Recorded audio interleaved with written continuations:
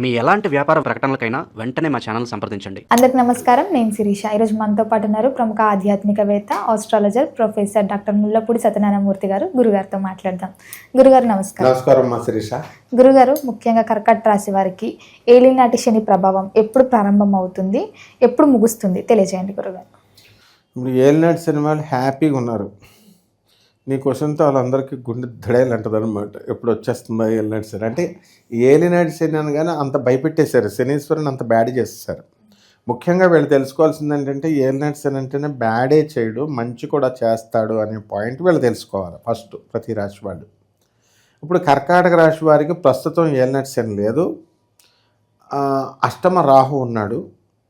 అస్సలు బాగుండలేదు అని చెప్పారు. కానీ హార్మోన్ ప్రీత్ కౌర్ ఆమె మొన్న జరిగినటువంటి ఉమెన్స్ వరల్డ్ ఛాంపియన్షిప్ క్రికెటర్ దాంట్లో కప్ కొట్టుకొచ్చింది, వరల్డ్ కప్ కొట్టుకొచ్చింది. అంటే బాగున్నట్టే లెక్క.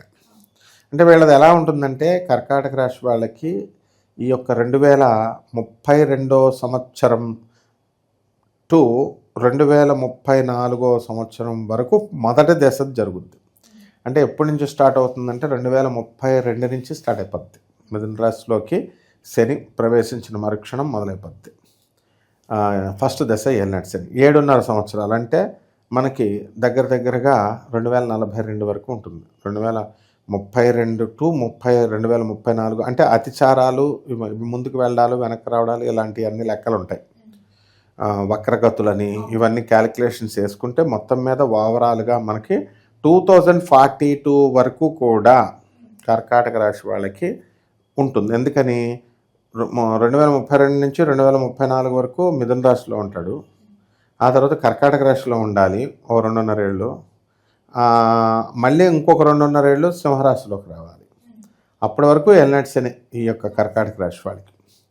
ఇకపోతే మొదటి దశలో అంటే 2034 వరకు ఎలా ఉంటుందంటే మనకి వ్యయంలో ఉన్నాడు. వ్యయం అంటే ఏంటి? అంతా ఖర్చులే అనమాట. బంధువులు, అప్పుడు దాకా తెలియనటువంటి వాళ్ళ బంధువులు కూడా వాళ్ళు వచ్చేస్తారు. వీళ్ళు హైదరాబాదు, ఇప్పుడు చూడు పల్లెటూరులో ఉంటే ప్రతి ఎగ్జామ్ రాత్నం హైదరాబాదు, ప్రతి అని చుట్టాలు ఎలా వస్తారో అలాగా అప్పటికి అమెరికా కూడా అలాగే అయిపోద్ది అనమాట. అలాగా మనం ఉంటున్నటువంటి ప్రాంతాల్లో ఏలినాటి శని వాళ్ళు ఎవరైతే కర్కాటక రాశి వాళ్ళు ఉన్నారో వాళ్ళ ఇళ్ళకి ఏదో ఒక కారణం రీత్యా అందరూ కూడా బంధువులు ఎక్కువ రావడం, వీళ్ళు బంధువుల్ని పిలవడం, వాళ్ళ పెళ్ళిళ్ళకి వ్యవహారాలకి వీళ్ళ వెళ్ళడం, ఇలా అధికమైనటువంటి ఖర్చు జరుగుతూ ఉంటుంది. ఇంట్లో వీళ్ళ పిల్లలకి పెళ్ళిళ్ళు చేసుకోవడం కర్కాటక రాశి వాళ్ళకి, లేదా పెద్ద మనుషులు అవడం, ఇలా ఏదో రకమైన ఇది కాదురా నాయన అనుకుంటే వీళ్ళకి రోగాల బాధ, కోర్టు వ్యవహారాలు, ప్రపంచంలో లేనటువంటి కష్టాలు, సమస్యలన్నీ ఏలినాటి శని టైంలోనే వచ్చేస్తాయి. ఏలినాటి శనిలో ఎక్కడెక్కడో ఉన్నటువంటి చెత్త ఫ్రెండ్స్ అందరూ ముందుకు వచ్చేస్తారు. ఇక అప్పుడు వరకు రానివాళ్ళు అంత ఖర్చు పెట్టి ఇచ్చేసేవాళ్ళే. ప్రేమ వ్యవహారాలు ఇదే సరిపోతుందిరా నాయన అంటే ప్రేమ వ్యవహారాల్లో ఫెయిల్ అయిపోయి పిల్లలు పిచ్చోళ్ళు అయిపోవడం, మందుబాటలు పట్టుకోవడం, అమ్మాయి వెళ్ళిపోయా, వాళ్ళేమో ఎర్రగడ్డ పిచ్చి ఆసుపత్రికి తీసుకెళ్ళాలా, ఇలా రకరకాల సమస్యలు అనేటటువంటివి వచ్చేస్తాయి అన్నమాట. సో ఖర్చు, అందువలన డయాబెటిక్స్, షుగర్ కూడా రావడానికి అవకాశాలు ఉంటాయి.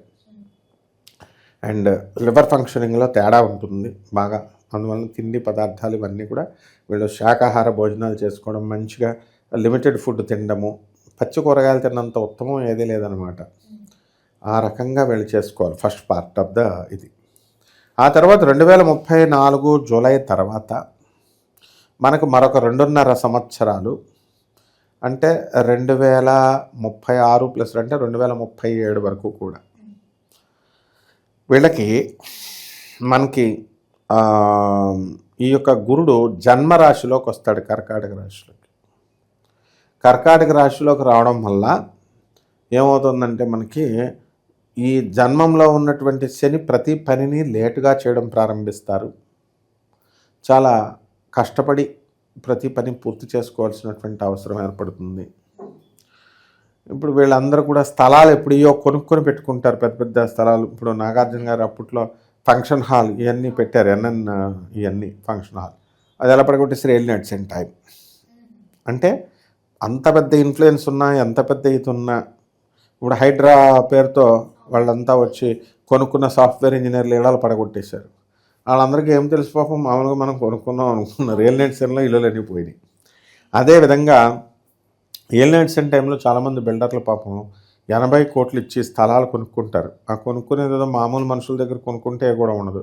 ఏ రాజకీయ నాయకుల దగ్గర, రౌడీల దగ్గర కొనుక్కుంటే వాళ్ళ డబ్బులు తీసుకుంటారు.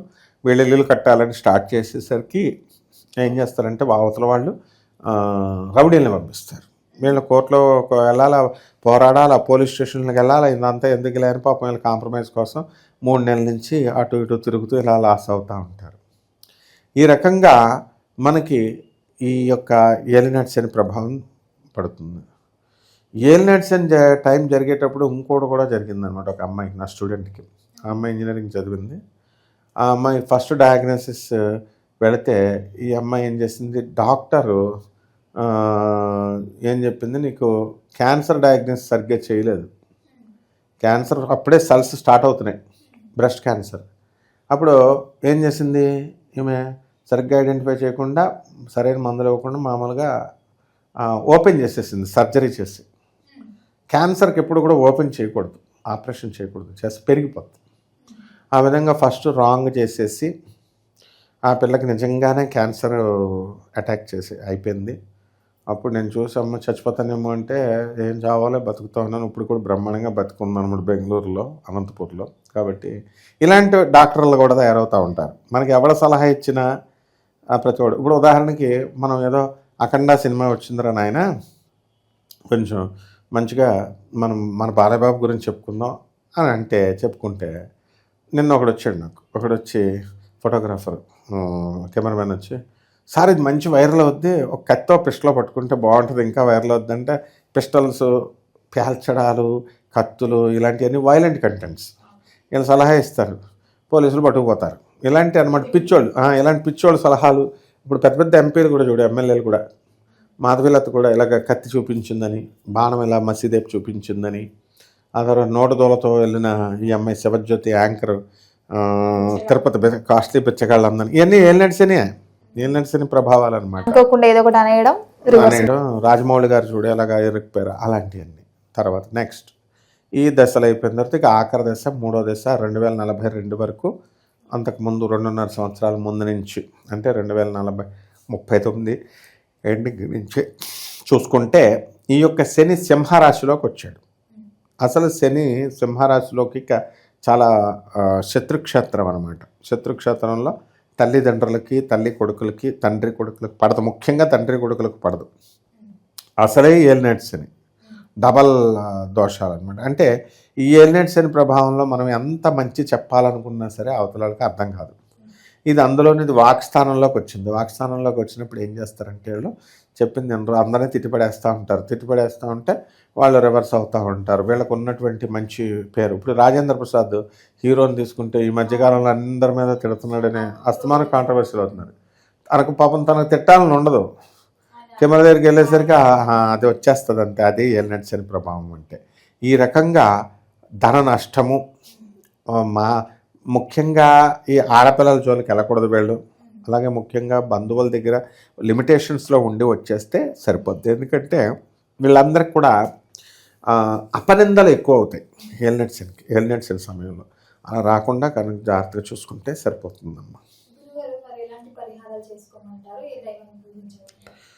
శనీశ్వరుడికి ఎప్పుడు కూడా శనినే పూజించాలి. అందువల్ల ఏనాటి శని కాబట్టి శని జపం చేసుకోవాలి, శని స్తోత్రాలు చదవాలి. శనికి కిలోంపావు నల్ల నువ్వుల్ని, నల్లని వస్త్రాలను ఇచ్చి పేద బ్రాహ్మణుడికి శనివారం నాడు ఉదయం 8 గంటలకి దానం చేసుకోవాలి. దశమహావిద్యల్లో ఒకటైనటువంటి బగలాముఖి అమ్మవారి యొక్క హోమాన్ని వీళ్ళు చేసుకుంటే మంచిది. అలాగే మహాకాళి మంత్రం జపం కూడా మంచిదే. అలాగే రావి చెట్టు చుట్టూ ప్రదక్షిణాలు ఓం శనేశ్వరాయ నమః అంటూ చేసుకోవాలా. నల్లని కుక్కలకి, చీమలకి, వీటికి అది పెట్టుకోవాలా. శనివారం నల్లని డ్రెస్సు లేదా నీలం డ్రెస్సు వేసుకోవాలి. శనికి అభిషేకాలు చేసుకొని పేదవారికి, వికలాంగులకి, అనాథ పిల్లలకి, సాధువులకి, ఏ ఊర్లో కనబడినా ఎక్కడ కనబడినా వాళ్ళకి వీళ్ళు సహాయం చేసుకుంటే బ్రహ్మాండంగా ఉంటుంది. గురుగారు, ఓవరాల్గా కర్కట రాశి వారికి ఎప్పుడు ఈ శని స్టార్ట్ అవుతుంది, ఎలాంటి పరిహారాలు చేసుకోవాలి, ఎలాంటి జాగ్రత్తలు పాటించాలో తెలియజేసినందుకు ధన్యవాదాలు. ధన్యవాదాలు.